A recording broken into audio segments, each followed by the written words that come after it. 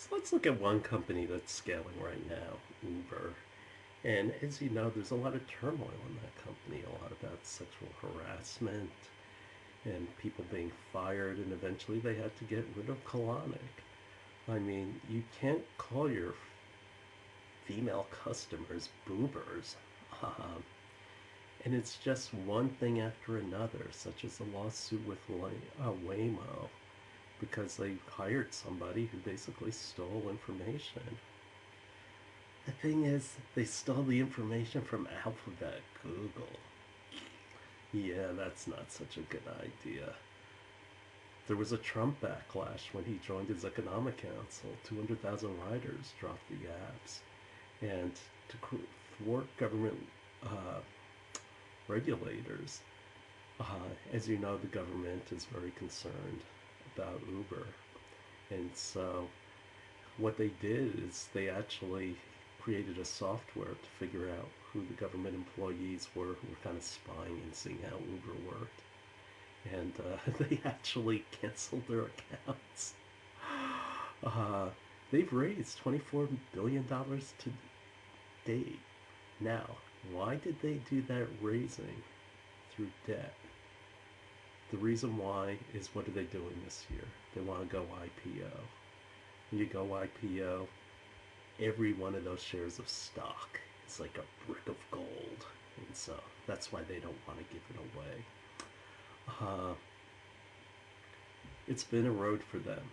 First, they alienate their drivers by looking at autonomous vehicles, and then they're Uber everything, Uber Eats, Uber this.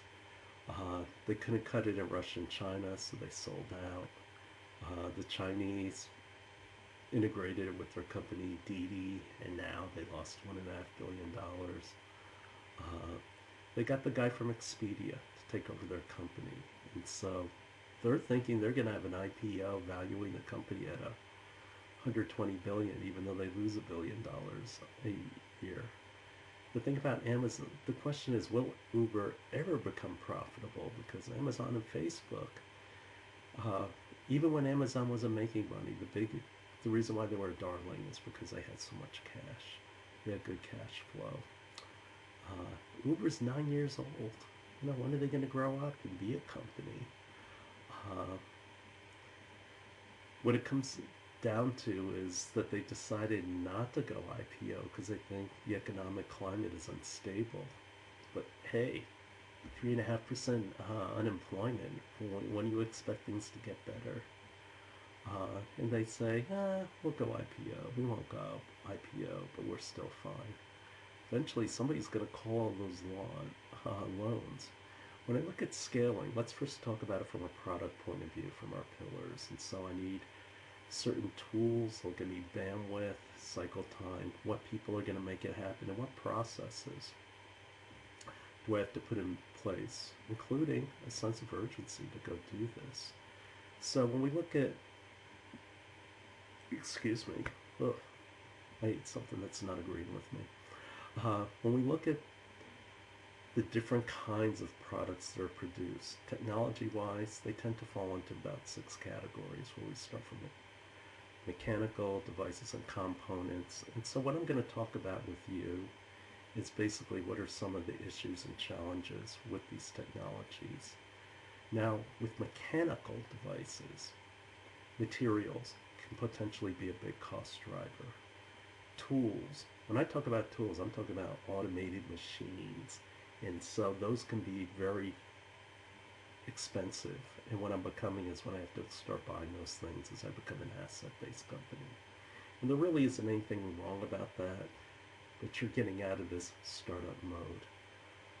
Labor, we replace people with robots.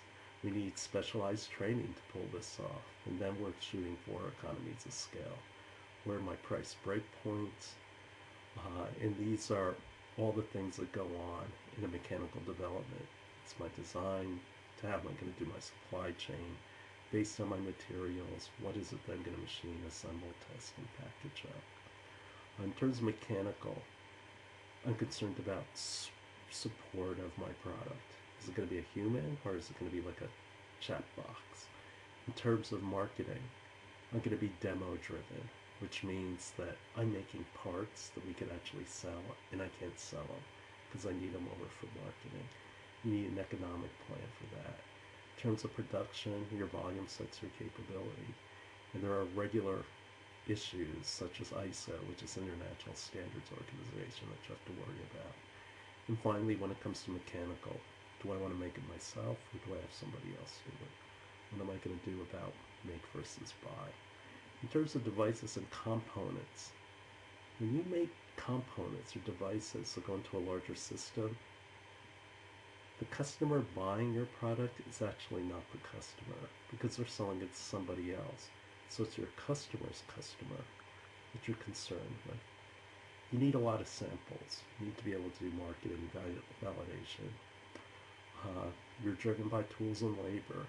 And so labor tends to be the biggest expense. That's why we're always trying to get rid of people. What kind of make or buy and what's my shortest path to cash?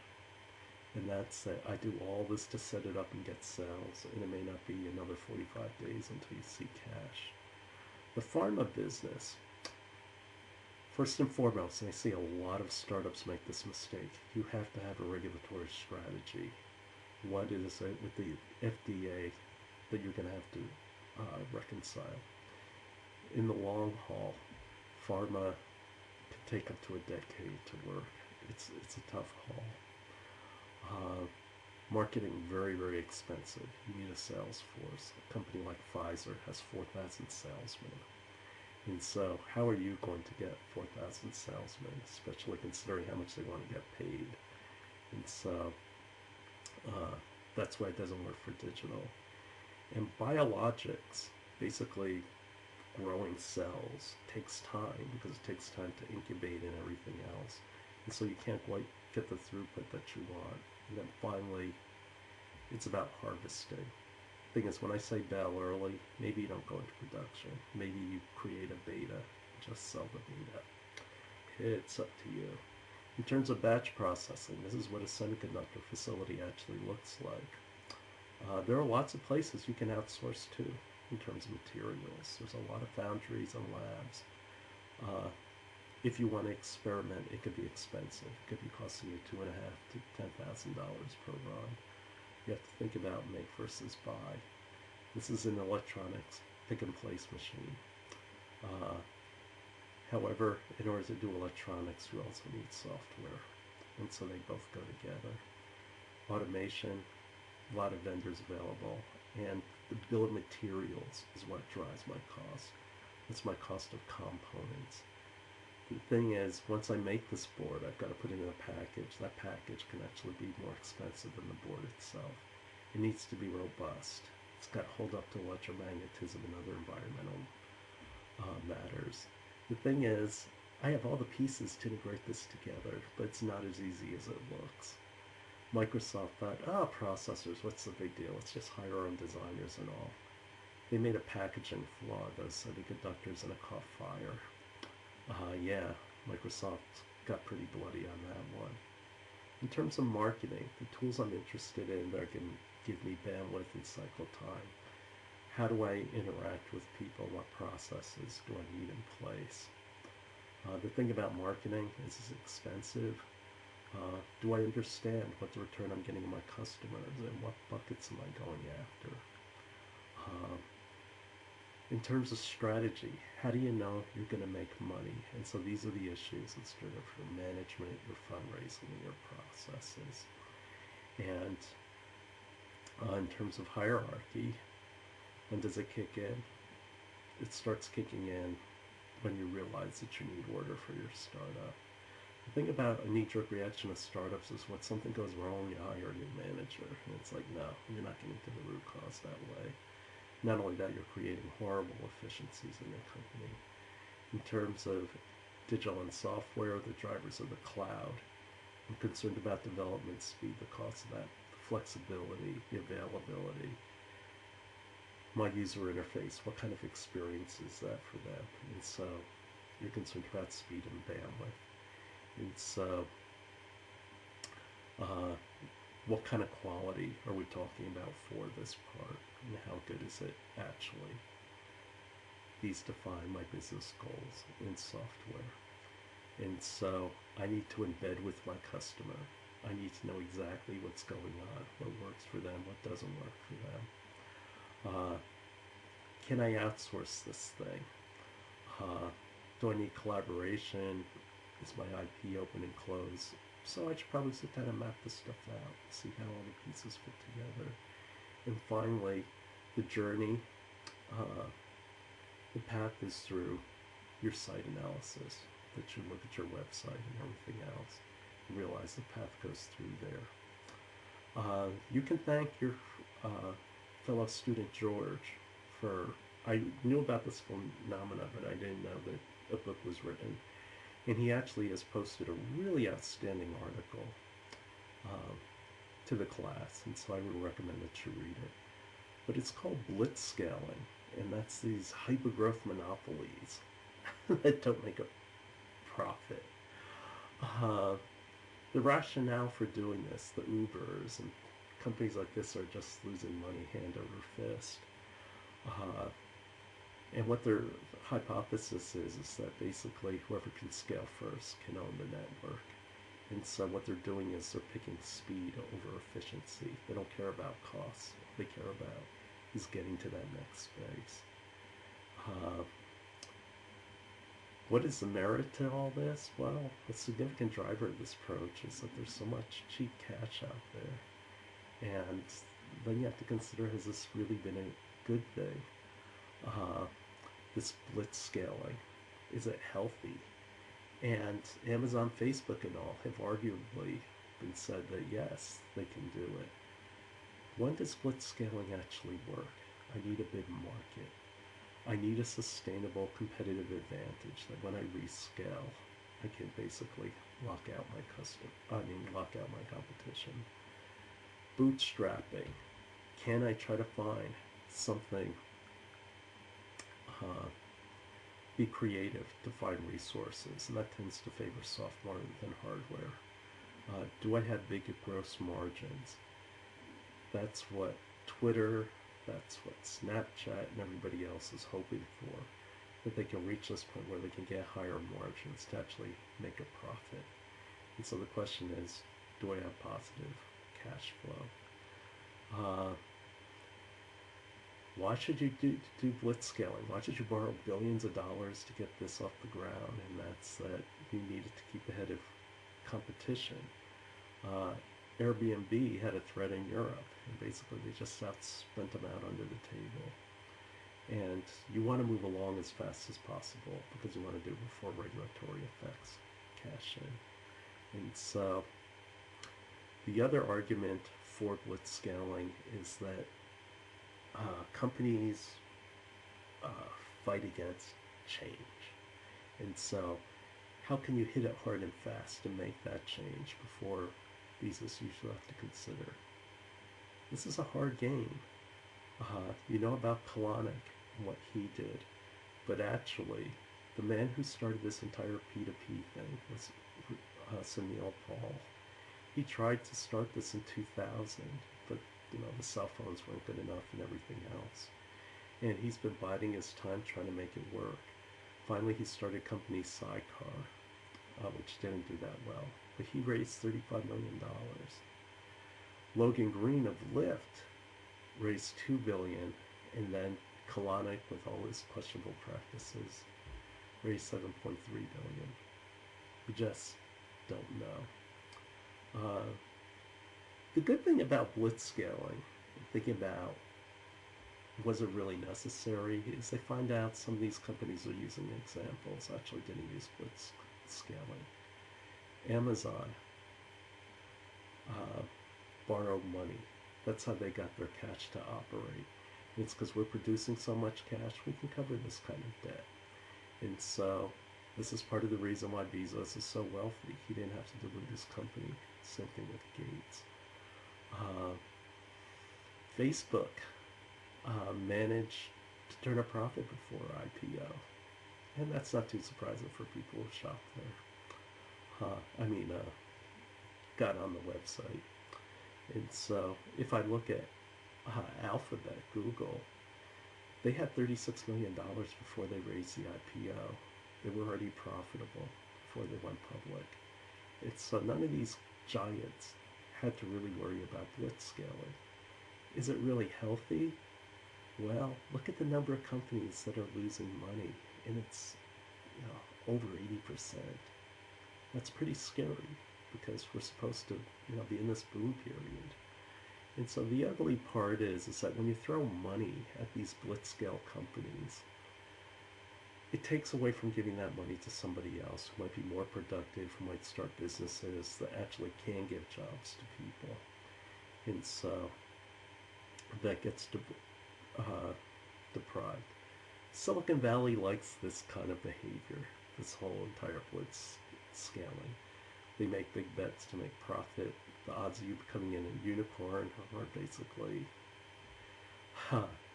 7 out of 10,000. And so for them to win, they have to win huge. It's not even a 10 bagger anymore. It's more than that.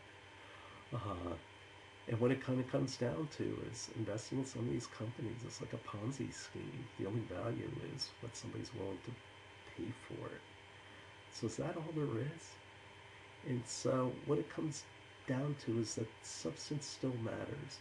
MailChimp, and we actually used it in my digital marketing class, had 499 million in revenue. The VC money they raised, zero. That's if they found other ways to do it. Atlassian, which is a project management software company, they bootstrapped. They tried to find resourceful ways to get money, and they're up to 75 million in revenue.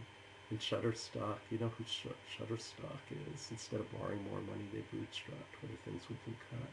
Where are the creative ways of bringing new products in? And so, when we look at companies that basically have values, one example is Basecamp. They turn business away. They want to just stay at 50 employees. It's a nice efficient amount, and so they don't want the headaches.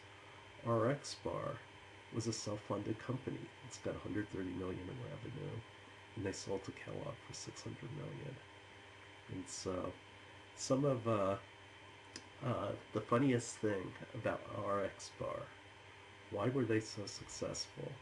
And the best piece of advice they got is their dad told them, you guys need to shut the fuck up and sell 1,000 bars.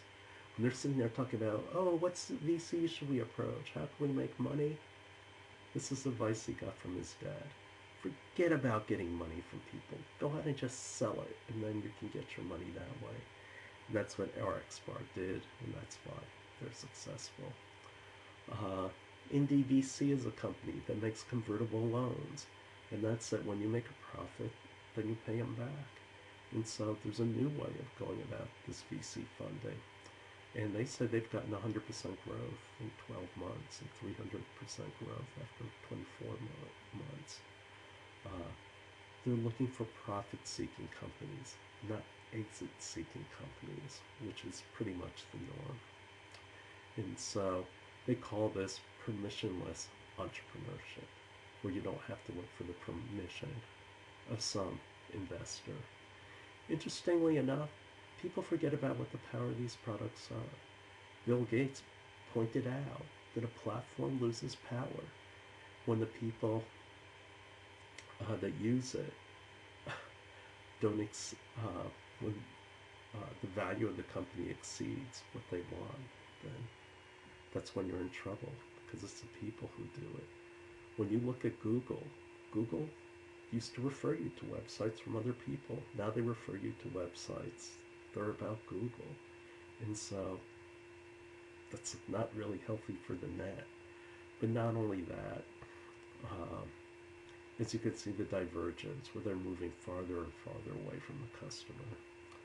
And so in this last section, we'll talk about the mechanics of how some of the mechanical elements of how the scaling actually works.